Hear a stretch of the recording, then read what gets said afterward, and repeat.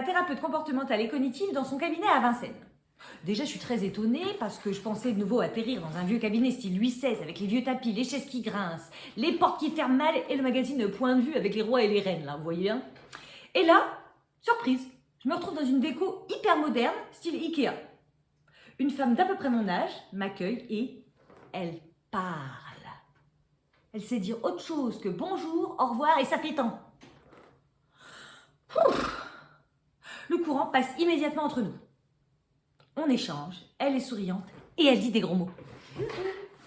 Avec elle, j'ai une vraie conversation, un vrai dialogue et je me sens d'égal à égal.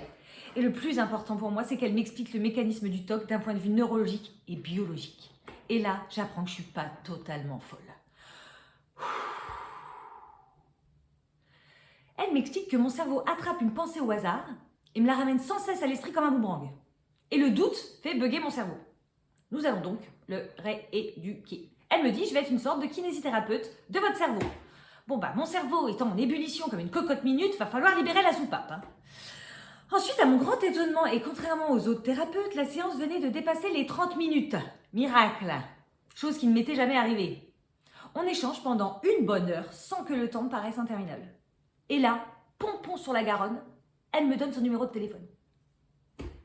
Comme ça, si vous avez un problème, vous pouvez me contacter. J'hallucine.